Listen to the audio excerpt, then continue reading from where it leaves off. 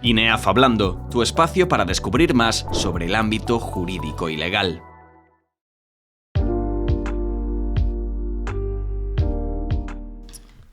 El impuesto sobre la renta es quizá el impuesto más importante dentro del sistema tributario español, tanto por el importe de su recaudación como por ser el que afecta a más personas. Debemos conocer este impuesto tanto si somos trabajadores por cuenta ajena como si somos autónomos, pues por la importancia que tiene en nuestra economía. Es cierto que parece que nos preocupa más cuando estamos en campaña de la renta, pues para ver si tengo que hacer la declaración o no, qué pasa si tengo más de un pagador, si puedo meter o no puedo meter la hipoteca, pero la verdad es que nos debería interesar durante todo el año. De hecho, todos vemos en nuestra nómina mensual cómo la empresa nos va a hacer pues una retención para el IRPF, o si soy autónomo sé que tendré que hacer una serie de pagos a cuenta pues para este impuesto. En definitiva, es un impuesto que forma parte pues, de nuestro día a día y que no puede ser un desconocido para todos. Aunque ya hemos dedicado algún seminario en INEAF Hablando a conocer los aspectos básicos del impuesto sobre la renta, pues hoy queremos hacer un breve repaso a su naturaleza, pero centrándonos en otros aspectos como pueden ser pues, cuáles son las novedades más significativas para el 2024, para la declaración de renta que se está presentando ahora, o para intentar despejar pues, algunas dudas en algunos temas que nos preocupan, como puede ser el tema de los dos pagadores o, por ejemplo, incentivos a la natalidad, a los autónomos o incluso algún tema más controvertido como es el de la deflactación de tarifas. Pues bien, para ayudarnos a comprender todos estos aspectos, hoy nos acompaña Javier Martín Ocete. Javier es graduado en Finanzas y Contabilidad por la Universidad de Granada. Es experto en fiscalidad, ha trabajado como responsable de la gestión contable fiscal de pymes y de autónomos y también se dedica profesionalmente al mundo de la docencia como experto tributario, por lo que siempre pues, va a estar al tanto de las últimas novedades. Pues bienvenido Javier, antes de nada, muchísimas gracias por acompañarnos y por haber aceptado nuestro seminario. Si te parece, antes de empezar, pues nos gustaría que nos hablaras un poquito de ti, nos dijeras un poco cómo has desembocado, digamos, en tu campo profesional a lo que es el asesoramiento tributario. Muy bien, pues nada, Ángel, antes que nada agradeceros a vosotros esta oportunidad de permitirme compartir pues un poco lo que he ido aprendiendo durante mi andadura profesional, ¿no? Bueno, me imagino como muchos de los que estáis aquí o como muchos de los que nos están viendo, pues no tenía muy claro a qué dedicarme en un principio. Entonces, pues bueno, como expectativas laborales, el mundo de la empresa, a mi juicio, era lo que más ofrecía salidas profesionales en ese momento. Entonces, pues bueno, empecé mis estudios y demás y al terminar la universidad, pues tuve la oportunidad de ponerme al frente del departamento de administración en una gestoría, con lo cual aprendí muchísimo. Y bueno, me di cuenta de lo desconectado que estaba yo del ámbito tributario hasta ese entonces, así como la mayoría de las personas que tenían una empresa, etcétera. Ahí me di cuenta que lo que realmente me gustaba, pues era un poco concienciar a la gente, explicar un poco sobre cómo debía jugar con sus impuestos y demás. Claro, ahí se despertó la vocación que siempre había habido latente en mí, que era un poco la docencia. Pasa que hasta que no tuve un expertise, por así decirlo, pues no supe muy bien cómo enfocarlo. Pero ahí fue como fui abriéndome camino y acabé siendo docente de este apasionante mundo de la fiscalidad. Muy bien, comentas que un poco, a lo mejor al principio en tu labor, digamos, de asesoramiento tributario, precisamente el asesoramiento es lo que más te gustaba, más que la gestión de presentar los Exacto, eso modelos, es. sino explicar un poco pues, a los clientes por qué se presentaba ese modelo, cuáles eran sus ingresos y Eso es. demás. Y además nos dices que efectivamente ha desembocado un poco también en la docencia. Vamos a aprovechar tu parte docente, que entiendo que nos va a ayudar mucho a comprender el Eso tema, espero. porque el IRPF es un tema un poquito complicado. Pero si te parece, para empezar, ¿nos puedes dar una pequeña introducción, aunque sea a nivel muy esquemático, para las personas que no están familiarizadas con este tema, de qué es el IRPF, de una manera muy, muy genérica? Vale, bueno, pues antes que nada conviene recalcar que el IRPF es un impuesto progresivo y de carácter personal. Progresivo porque, como todos sabemos, pues bueno, va gravando la renta en función de su cuantía. Esto quiere decir que conforme más alta es la capacidad económica de una persona, pues mayor será el impuesto que deba pagar. Y personal, pues porque tiene en cuenta sus circunstancias personales y familiares, tales como puedan ser hijos a cargo, padres a cargo, grado de discapacidad reconocido y varias variables personales que influyen bastante en el impuesto. Como decía, pues bueno, la gente suele preocuparse en la campaña de la renta.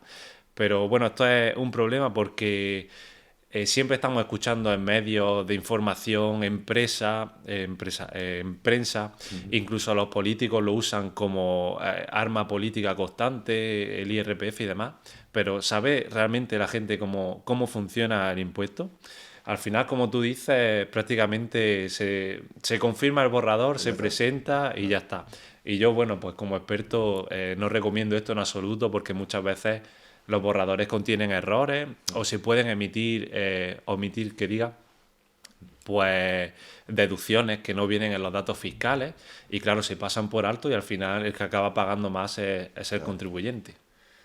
Como decíamos un poco en la presentación y nos comentas también, entendemos que el IRPF es el impuesto más importante, primero por recaudación y después porque afecta prácticamente a todo el mundo. Es decir, o todo el mundo, me refiero a trabajadores, también como autónomos. De hecho, de ahí la necesidad un poco de hacer nuestro seminario. Y pretendemos hacerlo como, si te parece, en dos partes. Por un lado, nos interesaría ver un poco las novedades que hay para el 2024, si hay alguna, porque no significa que todos los años tenga que haber, pero alguna, ¿verdad?, que podemos comentar. Y un poco también desmontar, le hemos llamado nosotros así, desmontar mitos, Vale. o a lo mejor despejar un poco de dudas. Eso es lo que más me gusta, así que estupendo. Exactamente. Pues si quieres empezamos por el otro lado. ¿Alguna novedad así importante que tú creas que le puede interesar un poquito más a las personas que nos están viendo? Vale, pues mira, me encantaría decirte que son muchísimas las novedades, en especial para la clase trabajadora y la familia. Pero no. Lamentablemente creo que no terminan de llegar. Bueno, como novedad así más interesante este año tocaría el tema de las criptomonedas, puesto que, bueno, no sé si lo sabes, pero recientes cambios legislativos y demás obligan a las empresas dedicadas a estos activos a informar a Hacienda, sobre todo, pues identificar todos los clientes, por así decirlo. Entonces está pasando que muchos contribuyentes están viendo un mensaje en sus datos fiscales advirtiéndoles de que, bueno, Hacienda tiene constancia sobre la tenencia de estas criptomonedas y que no se olviden de declararlas correctamente. Ajá. Claro, saltan las alarmas porque muchos de ellos no han hecho operaciones como para tener que tributar por ellas. Además, también como novedad se implementa el modelo 721. Pues ha habido una serie de controversias porque, bueno, esto es un modelo informativo sobre el patrimonio y demás, que los contribuyentes que tengan más de 50.000 euros de cripto, que la valoración de esas criptomonedas exceda los 50.000 euros, están obligados a presentar a partir de este 2024. También ha pillado un poco de sorpresa, aunque ya sabemos que Hacienda está elaborando un modelo para ello. Eso sí, simplemente tiene carácter informativo para informar a Hacienda y demás, así que animo a todos los que puedan verse la tesitura de presentarlo a informarse sobre este nuevo modelo. Ajá. O sea, me estás diciendo entonces que si yo voy a hacer mi borrador y me aparece un mensajito como que tengo criptomonedas, en principio, a no ser que tenga alguna plusvalía porque haya vendido y demás, Eso es. no tengo por qué declarar nada, ¿no? Exacto, muchas veces este mensaje sale por defecto, pero no por ello implica que debamos tributar por haber comprado criptomonedas. Muchas veces pues la gente las compra y las deja ahí en stand-by un poco para ver cómo se va moviendo y demás. Entonces, no debemos tributar por ellas hasta que efectivamente o bien las cambiemos por otra moneda virtual y se ponga de manifiesto una plusvalía o una pérdida, o bien que traspasemos el saldo de esa criptomoneda a nuestro monedero virtual. En ese momento Hacienda sí que entiende que debemos declararla. También existen otras operaciones que, bueno, son términos nuevos, el stacking. Funciona básicamente como un préstamo, por así decirlo, pero en criptodivisa. Entonces, lo que recibamos en concepto de intereses también, pues sí que habría que tributar por ello. Vale, pues es interesante esto de las criptomonedas porque supongo que más de uno se habrá llevado el susto. Sí, Aparte además es un no tema, paro de verlo. un tema que hace un tiempo las criptomonedas parecía que era la élite quien invertía, pero ya hay mucha gente de calle, digamos, que Exacto. invierte y se puede encontrar el mensaje y llevarse Eso por el es. susto. Sí, Por lo sí. menos lo advertimos para que estén tranquilos, ¿no? Pues, Pues mira, si te parece, pasamos ya a otro tema también interesante que son pues el tema ya de deducciones y ayudas, primero a las familias y a la clase trabajadora. ¿Nos puede decir que hay alguna novedad en este año para la renta o...? Bueno, hay ciertas novedades, Ángel, pero siguen siendo algo escuetas, como te venía diciendo. Básicamente, bueno, en el contexto de pérdida de poder adquisitivo constante que estamos teniendo, pese a que nos digan que el PIB y demás está creciendo muchísimo, que la economía de España va bien, realmente el poder adquisitivo está disminuyendo cada vez más. Dicho lo cual, pues bueno, encontramos un ligero aumento en los rendimientos de las rentas obtenidas por trabajo, pero ¿qué es lo que te digo? No termina de ser una medida significativa o que al menos los contribuyentes vayamos a notar en exceso en nuestro bolsillo. Vale, y otra ayuda también que es muy solicitada y que todo el mundo lo tenemos en mente es a lo mejor la ayuda para hijos, para familia numerosa, porque, vamos, me viene un poco a la mente un problema ya estructural que tenemos nosotros en nuestro país, que es el envejecimiento de la población, ¿verdad? La pirámide invertida, Exacto. el tema de que las pensiones, el sistema actual que tenemos de pensiones da la sensación de que no se va a poder mantener, llevamos ya muchos años oyendo esto, pero no sé si hay algún tipo de medida para, no sé, fomentar la natalidad, se está pidiendo desde hace muchos años, pero ¿esto hay algo nuevo o algo relativamente importante o seguimos igual? Pues bueno, Ángel, efectivamente ese es un dato una cuestión que nos hacemos también los expertos, pues como dices, bueno, según datos del INE, tengo aquí, desde el año 2014 se tiene constancia del decrecimiento de la natalidad en España. Claro, es un dato un poco alarmante. Sí. Antes existía lo que es el cheque bebé y bueno, sí, se tiene constancia de que otros países de la Unión Europea están apostando por incentivar la natalidad y demás. Entonces nos extraña que aquí pues no se tomen medidas al respecto. Lo único que sí que se ha hecho es mejorar la antigua deducción por madre trabajadora, bueno, que ahora se llama deducción de maternidad, ya que se elimina el requisito de estar realizando una actividad por cuenta ajena o por cuenta propia.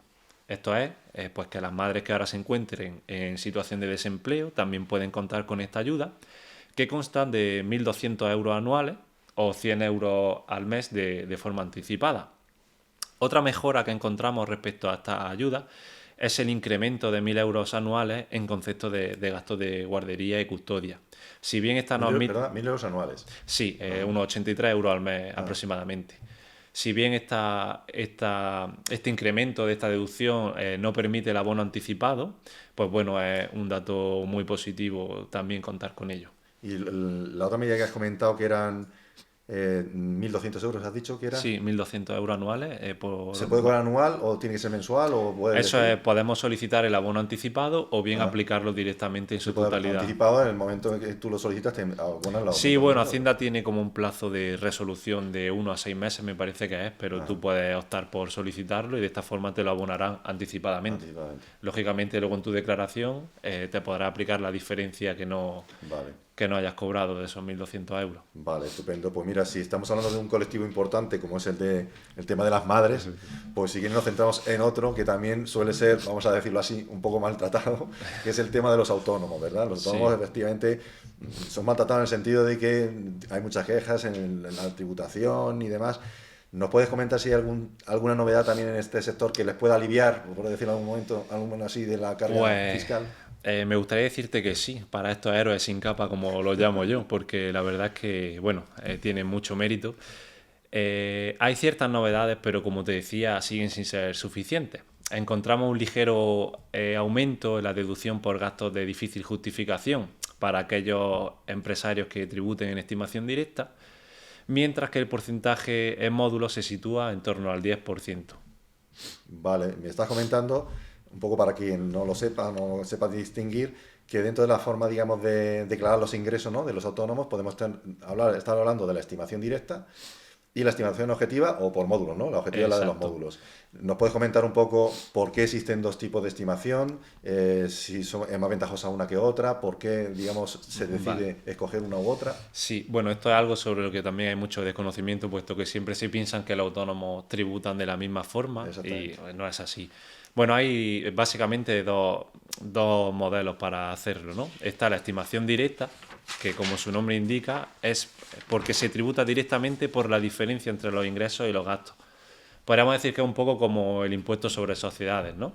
Sí. Entonces, sobre ese beneficio neto que obtiene el empresario, sobre el que se aplica la escala de gravamen y demás. Por otro lado, tenemos el método comúnmente conocido como estimación objetiva, que se basa en una serie de índices de referencia o módulos pues, que Hacienda pone a disposición de los contribuyentes, de forma que estos van a tributar sobre una serie de índices, como estaba diciendo, unos parámetros que facilita Hacienda.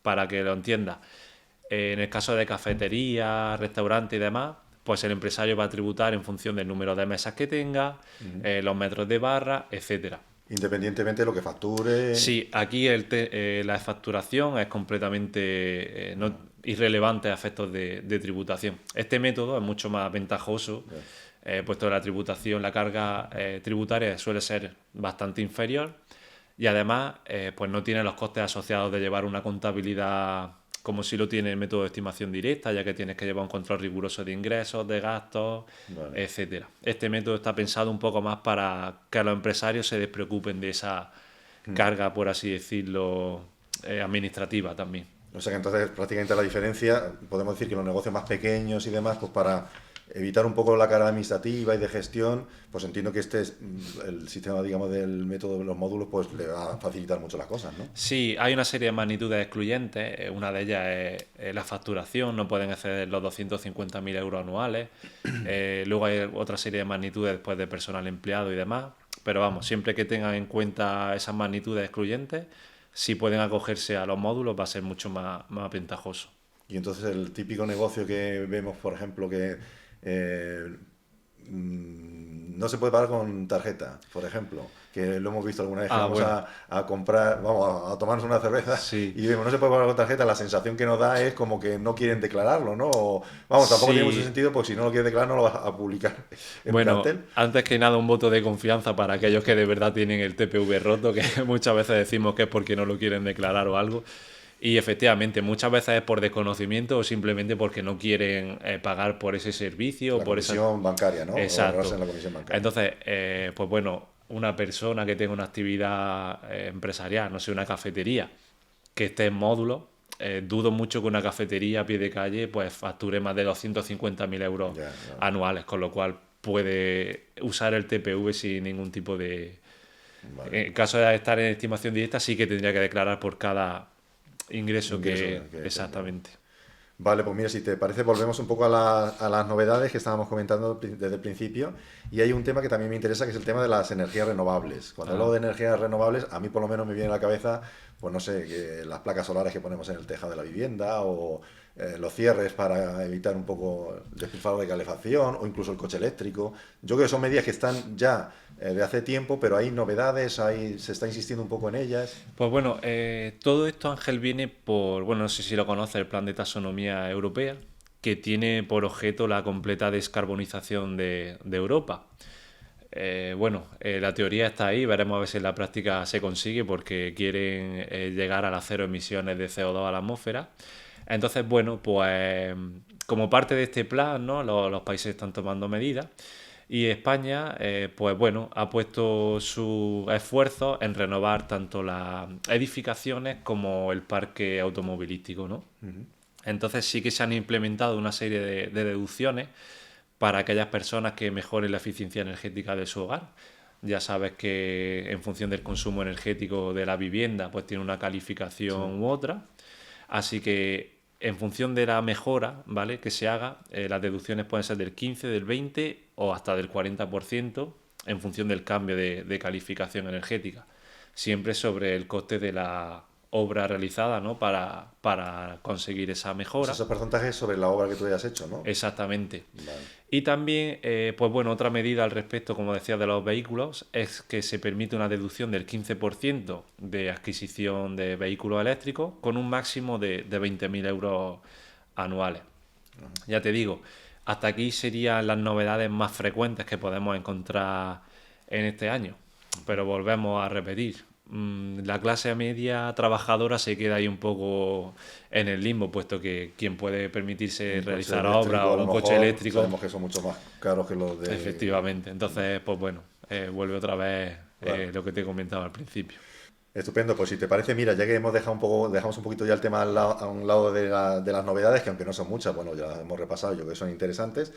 Y me voy a centrar en un tema que, bueno, a mí me preocupa, pero entiendo que le puede preocupar a cualquier persona que nos está viendo, que es un poco cómo puede afectar el nivel de inflación, que sabemos que en los últimos años es muy elevado, cómo puede afectar a nuestra declaración de la renta. Es decir, me preocupa un poco que no se haya tenido en cuenta la pérdida, ¿no?, de poder adquisitivo a lo largo de todos estos años. ¿Nos puedes comentar, a lo mejor con algún ejemplillo para que entendamos ¿Cómo nos afecta estos años la inflación? Pues sí, Ángel, esto es uno de los temas sobre los que no hay mucha conciencia y que realmente nos preocupa a los expertos porque estamos viendo cómo cada vez, como tú dices, la inflación hace que tengamos menos poder adquisitivo, pero se mantiene el mismo nivel impositivo. Para explicarlo con un ejemplo sencillo, nosotros hace 10 años con 100 euros íbamos al supermercado y tú llenabas tu carro, ¿verdad?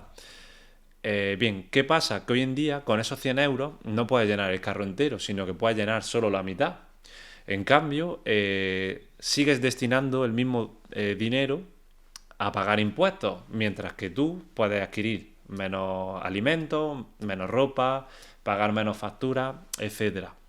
Entonces esto porcentualmente se traduce en que la carga impositiva respecto a nuestro salario bruto es mucho mayor. Dicho lo cual, Ángel, yo te quiero hacer una pregunta. ¿Tú sabes cuál es el salario medio en España, el salario bruto? No conozco el dato, pero me Pues va a mire, sorprender, seguro. según el INE, el salario medio en España se sitúa en los 30.000 euros brutos anuales. El medio, pero no será el más. Claro, y el más repetido, ¿vale? Exactamente. Es decir, que solo un pequeño porcentaje gana más de esta cantidad. El más repetido se sitúa en los 18.500 euros brutos anuales. Con lo cual estamos hablando de salarios que son más bien de subsistencia hoy en día, que no te permiten grandes lujos, sino que te permiten pues, lo justo para ir tirando, como se dice. Entonces, al final, los que sufren las consecuencias de la inflación y de la impasividad ante tomar medidas en el sistema tributario es, como siempre, la clase trabajadora. La clase trabajadora. Pues mira, me parece un tema, la verdad, bastante preocupante y entiendo que hay una medida, por si me puedes comentar un poco en qué consiste, que yo he oído que le llaman la deflactación de tarifas, que es una medida que están exigiendo, ¿no? Por decirlo así, pues todos los expertos, asesores y demás, pero que no se llega a finalizar, ¿no? ¿En qué consiste esta deflactación? Bueno, Ángel, antes de explicarte en qué consiste ese mecanismo, ¿vale? Permíteme citarte, porque me parece muy importante, el artículo 31 de nuestra Constitución española, que animo a todos los que nos estén viendo a consultarlo. Y dice que, bueno, el sostenimiento del gasto público, vamos, que todos los españoles contribuirán al sostenimiento del gasto público en base a su capacidad económica mediante un sistema tributario justo que en ningún caso tendrá carácter confiscatorio. Asimismo, el artículo 3 de la Ley General Tributaria pues bueno, define un poco los principios sobre los que se basa el sistema tributario, que son la justicia, generalidad, igualdad, progresividad, etcétera, de la carga tributaria, y que en ningún caso tendrá carácter confiscatorio. Pues bueno, según el último informe de la OCDE, los españoles ya destinamos el 40,2% de nuestro salario bruto al pago de impuestos. El 40,2. El 40,2%. Entonces, nos preguntamos si realmente esto está en sintonía con lo que defiende tanto la Constitución española como la Ley General Tributaria. Porque hasta qué punto no es confiscatorio pagar un 40% de tu salario en impuestos. Entonces, ¿qué pasa? Que no entendemos cómo en un contexto en el que de aquí hace 10 años aproximadamente el IPC, que habrás escuchado hablar mucho de él, ha crecido en torno a un 23% de media, se siguen manteniendo tanto las mismas tarifas que había hace 10 años, así como el mínimo personal y familiar. No lo entendemos. La verdad es que es preocupante el tema de la presión fiscal. Muchas veces hablamos efectivamente por el desconocimiento, quizá también es bueno seminarios de este tipo pues para que no nos conformemos con aprobar el borrador, sino que tengamos un poquito más de información y sepamos efectivamente lo que estamos tributando. Y cada vez hay más gente que efectivamente lo que tú comentas pues no llega a final de mes. Pero hay una cosa que has comentado que me interesaría remarcar, que es cuando hablas del mínimo personal y familiar. ¿Nos puedes comentar un poco en qué consiste este mínimo? Si, digamos, generalizado para todo el mundo, depende de tu situación, si está valorado, digamos, en euros, si se ha modificado en los últimos años, si en las comunidades autónomas es siempre el mismo, no sé, para tener una ligera idea de en qué consiste. Pues mira, el mínimo personal y familiar es uno de los términos más importantes a la hora de hacer la declaración de la renta, puesto que cuantifica aquella parte que queda, por así decirlo, exonerada de ser grabada, puesto que la ley entiende que es el importe mínimo que el contribuyente dedica pues, a satisfacer sus necesidades básicas, ¿no? tales como la alimentación, la higiene, vestirse, etcétera. El problema es que esta cuantía desde el año 2014 se fija en 5.550 euros anuales. esta cantidad se puede incrementar en función de, como te he comentado antes, si tenemos pues hijos a cargo, padres a cargo y demás. ¿Qué pasa? Que no es, vamos, que se mantenga este importe a pesar de que la inflación haya Claro. aumentado un 23%, pues no se entiende. Ojo, a nivel autonómico, porque no sé si lo he comentado, pero el IRPF está un 50% cedido a las comunidades autónomas. A nivel autonómico sí me consta que hay algunas comunidades que han tenido en cuenta esta deflactación de tarifas, incluso el incremento del mínimo personal y familiar. Que, bueno, una vez más el tema de la autonomía pone de manifiesto la desigualdad que hay entre los contribuyentes españoles, ¿no? Por el hecho de residir en una comunidad autónoma u otra, unos tienen más ventajas que otros. ¿Y nos puedes poner algún ejemplo de este? Porque estamos oyendo que efectivamente hay comunidades que están creando algún tipo de deducción que muchas veces lo vemos en la tele y pensamos que nos podemos deducir todo y resulta que a lo mejor es en Valencia o resulta que a lo mejor es... Claro. Y no es común a todo el mundo y puede generar también cierto conflicto, ¿no? De pensar que depende de dónde Pues estés, eso tienes es. unos derechos u otros. A mí me gustaría en especial poner dos ejemplos que creo que son los que más controversia, por así decirlo, han creado este Llama la año. atención, ¿no? Sí. Sí, pues mira, tanto la Comunidad Valenciana como La Rioja han implementado deducciones para, bueno, para la salud, el deporte, el bienestar, y me parecen medidas, la verdad, súper acertadas, porque fomentan pues eso, una vida saludable y además alcanza a casi todos los contribuyentes, porque se pueden deducir la cuota del gimnasio, el nutricionista, en fin, todo lo relacionado con la salud y demás. Obviamente con requisitos y con límites, ¿no? Pero ahí les da esa opción. Y luego, por otro lado, tenemos la Comunidad Autónoma de Andalucía, que ha implementado, pues bueno, una deducción para la ayuda doméstica, ¿vale? Entonces, me parece muy bien que, porque es un sector que generalmente suele funcionar en B, entonces puede ayudar a aflorar pues, esa economía un poco sumergida, regularizar la situación de trabajadores, que sabemos que ha sido un sector siempre muy precario y demás. Pero por otro lado, Ángel, te vuelvo a preguntar otra cuestión. ¿Cuántas clases medias en Andalucía conoces con ayuda Ayuda doméstica? doméstica. Es complicado, a lo mejor te pueden echar una ayuda de unas horas, pero tampoco te va a suponer a ti una deducción.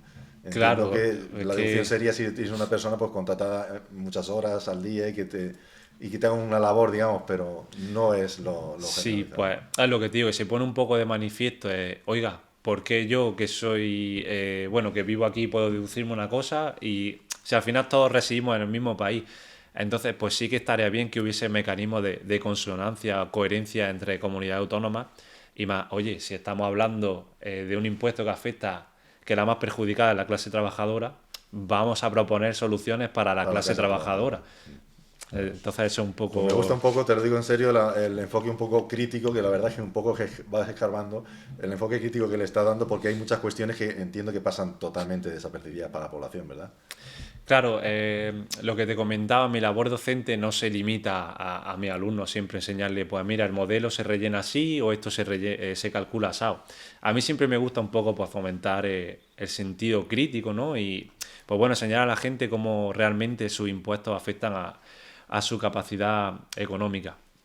Como habías comentado antes en la introducción, todos los meses aportamos IRPF a través de las retenciones. Entonces voy a aprovechar ahora también para desmontar un mito que tiene que ver con los dos pagadores y Sí. demás. Seguro que alguna vez lo has escuchado, ¿verdad? Sí, sí. Es más, hay muchas veces que a lo mejor tenemos una renta, vamos a decir, pequeña y creemos que no tenemos que hacer la declaración de la renta porque la verdad es que tengo ingresos pequeños, pero siempre viene alguien y te dice, cuidado, que si tienes dos pagadores tienes que hacerla. Y da la sensación, no sé si equivocada, de que efectivamente vas a tener que tributar más simplemente por el hecho de tener dos pagadores. Claro, pues mira, esto se produce básicamente por una falta de información, ¿vale? ¿Qué es lo que pasa aquí? Como te he comentado antes, el IRPF es un impuesto progresivo, con lo cual al final de año grava todas las rentas obtenidas en ese periodo. Te voy a poner un ejemplo muy sencillo, ¿vale? Imagínate que tú trabajas 6 meses para la empresa A, ¿vale? Esa empresa A te paga 10.000 euros, entonces te retiene en base a esos 10.000 euros porque entiende que como tus ingresos son muy pocos, te retiene el mínimo y pues ya está. ¿Qué pasa? Que cuando tú, imagínate, encuentras otro empleo en la empresa B y te va a pagar otros 10.000 euros. Claro, la empresa B entiende que tus únicos ingresos van a ser esos 10.000 euros, Y con te lo cual, retiene también sobre los 10.000. efectivamente, ¿qué pasa? Que tú a final de año, tus ingresos han sido de 20.000 euros, pero a ti te han retenido sobre 10.000. Entonces, esa diferencia que se pone de manifiesto a la hora de hacer la renta es la que los contribuyentes tienen que abonar, pero se produce todo porque no le han retenido acorde a sus ingresos reales. Entonces, no es que tener dos pagadores influya sobre la renta, sobre si tienes que pagar más o menos. Simplemente que ha sido un error de planificación. O sea, entonces entiendo, perdona, que lo que estamos hablando realmente es un error de cálculo, por decirlo de alguna manera. Claro, ¿Y hay alguna efectivamente. manera de evitarlo? Decir, para que Pues no nos salte luego y tengamos la sorpresa. sí, mira, la agencia tributaria pone a disposición de los contribuyentes su página web una maravillosa herramienta que es la calculadora de retenciones. Entonces, simplemente introduciendo los datos económicos, ¿vale? Y algunas cuestiones, como hemos dicho, que afecta a nivel personal y demás, pues rellenando este cuestionario nos indica el porcentaje de retención. Aparte de esto, siempre tenemos la posibilidad de comentarle a nuestro segundo pagador, pues que hemos recibido ingresos anteriormente para que Para así que nos ajuste las ajuste la retenciones. retención que nos corresponde. Un caso típico que a mí se me da mucho y que, pues bueno, es cuando alguien cobra el paro, ¿vale? Imagínate que has estado trabajando 6 meses en una empresa y después te vas al paro. Pues ¿qué pasa? Que el SEPE, por norma general, no aplica retenciones o si aplica en las mínimas. Entonces, claro, al final de cuando te toca hacer la declaración, te encuentras que todos los ingresos que te ha dado el SEPE no han estado sujetos a retención. Claro, luego se produce el ajuste que estamos comentando y la gente, pero ¿cómo voy a pagar Ya, si estoy en paro? Y aquí es donde vienen los sustos, digamos. ya. Mira, estás comentando, ya que estás hablando del tema de las retenciones, entiendo que en una nómina yo voy a tener dos retenciones, mi retención de la Seguridad Social, la retención que estamos comentando ahora del IRPF, entonces creo que también existe a lo mejor la sensación de que, bueno, como es la empresa la que me va a practicar a mí la retención, ella es la responsable y ella sabrá lo que tiene que hacer, cuando a lo mejor tenemos que ser conscientes de que si la empresa se equivoca, que se puede equivocar, los perjudicados realmente somos nosotros, ¿no? Eso es, de hecho muchas veces pasa que la empresa ajusta las retenciones en diciembre y de repente nos damos cuenta de que hemos cobrado mucho menos. Esto pasa pues porque durante el año no te has retenido correctamente y hace el ajuste al final de año. En fin, y es verdad que se delega un poco estas cuestiones en las En la empresa. empresas y nosotros estamos un poco desajenos porque pues con el trabajo y demás bastantes preocupaciones tenemos ya como para preocuparnos de nuestros impuestos, ¿verdad? Pero en última instancia, el responsable, el que da veracidad sobre los datos y demás, son los sujetos pasivos del impuesto, que en este caso son los contribuyentes. Además, un dato curioso, Hacienda pone a disposición de los contribuyentes un manual con 1.300 páginas, solo 1.300 páginas, ¿vale? Bastante densas con legislación y casos prácticos para, pues bueno, un poco para Nos está diciendo que para ayudarnos, digamos, a la gente a pie, crean un manual de 1.300 páginas que prácticamente es un máster. Pues eso es lo que pasa, que es lo que estábamos comentando, que la gente se limita a muchas veces confirmar el borrador, pero estamos hablando de un impuesto que tiene pues bastante complejidad. Tanto es así que continuamente la Dirección General de Tributos y el Tribunal Superior de Justicia difieren en criterios a la hora de aplicar pues una misma ley o de interpretarla y en base a esas interpretaciones, claro, el contribuyente puede salir beneficiado o perjudicado, ¿no? Además, a esta situación se le añade una inseguridad jurídica que últimamente es brutal, porque, bueno, hay un dato perturbador y es que Hacienda pierde en torno al 50% de los juicios. Y solo te estoy hablando, claro, la gente o las personas que pueden llevar a Hacienda ante los tribunales son empresas, personas con bastantes recursos económicos que, por así decirlo, no tienen nada que perder, ¿no?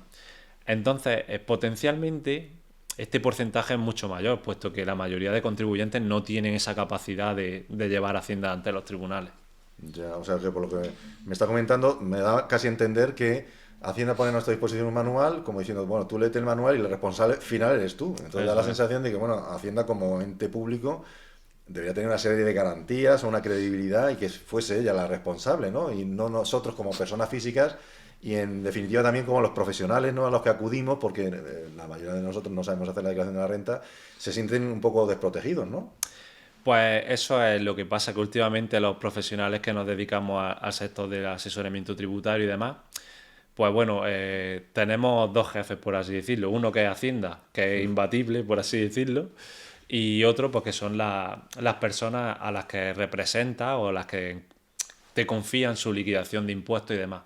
¿Qué pasa? Que muchas veces tú confías en que lo estás haciendo bien y parece ser que no es así. Pues al final, cualquier error, por pequeño que sea, como hoy en día está ya todo informatizado y Hacienda pues hace uso de inteligencia artificial, etcétera, para el cruce de datos, pues claro, cualquier error pues al final se acaba pagando caro.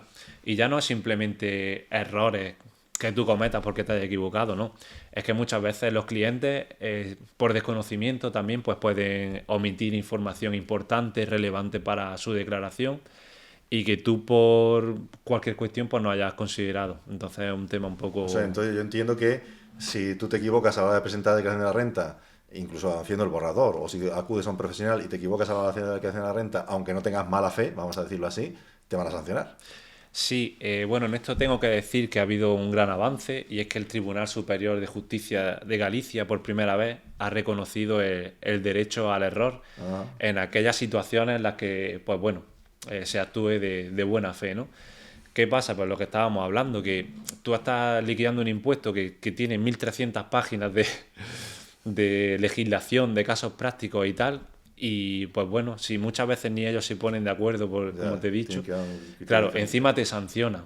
Dice, oiga, vale, sanción, intereses, y muchas veces las sanciones, los intereses son superiores a la propia deuda tributaria, con lo cual no tiene ningún tipo de sentido. Pues mira, para terminar ya un poquito nuestro seminario, si te parece, nos podías comentar o dar algún consejo para aquellas personas que, bueno, estamos ahora mismo en la campaña de la renta, algunas personas que todavía no la han presentado, algún consejo así rápido que pudieran tener en cuenta. Pues vale, bueno, lo primero es que aquellas rentas que sea, pues bueno, típico persona asalariada, que todos sus datos vienen en los datos fiscales, el borrador, simplemente limitarse a comprobar que todos los datos identificativos de vivienda, datos familiares, como hemos dicho, el mínimo personal y familiar, a la hora de identificar familiares convivientes y demás, influye. Y aparte de eso, contrastar muy bien sus retenciones con la nómina para, pues bueno, ver que tiene sentido lo que le sale a pagar o devolver. Y ya está, que cualquier tipo de casuística que exceda o se extralimite un poco de sus conocimientos, siempre recomiendo que la agencia tributaria pone el servicio a disposición de los contribuyentes para tramitar la declaración de la renta, o bien acudir a un experto que sepa lo que está haciendo. Estupendo, pues muchísimas gracias, Javier, por habernos acompañado, por habernos aclarado muchísimas de las dudas que tenemos de IRPF. Entiendo que esto es un campo abierto y que es larguísimo y ojalá pudiéramos contar contigo en otra ocasión. Bueno, Ángel, el placer es mío. Espero no haberos aburrido mucho con el tema de... Te agradezco la claridad con que lo has expuesto y el sentido crítico. Hombre, los impuestos siempre son un tema un poco aburrido, ¿no? Pero yo siempre intento darle así el toque más... Pues te lo agradecemos. Y nada, el que se haya quedado con ganas de más, pues les recomiendo un documental muy interesante que hay acerca de todo esto, que se llama Hechos Probados. Así que animo a ti y a los... Lo veremos. Pues, eso es. Bueno, muchas gracias. Pues nada. Esperamos que la visión crítica de Javier, compartida por muchos profesionales, os haya hecho reflexionar sobre muchos aspectos del impuesto que quizá pues hasta ahora no os habéis planteado. El impuesto sobre la renta es un impuesto que puede ser muy sencillo en muchos casos concretos, pero que se puede complicar pues cuantas más operaciones tengamos, si tenemos muchas rentas, inversiones y un sinfín de circunstancias. Además, como nos ha comentado también Javier, aunque este año ha tenido pocas novedades, es cierto que estamos hablando de un impuesto vivo que necesita pues que estemos continuamente estudiándolo. Esperamos que esta visión diferente y clara del impuesto os haya servido para decidir si queréis tener una formación en esta materia que seguro os ayudará en vuestra vida profesional. Pues bueno, como siempre, muchas gracias por habernos acompañado una tarde más en INEAF Hablando y os esperamos en otro seminario tan interesante como este que hemos tenido con Javier. Un saludo y hasta la próxima.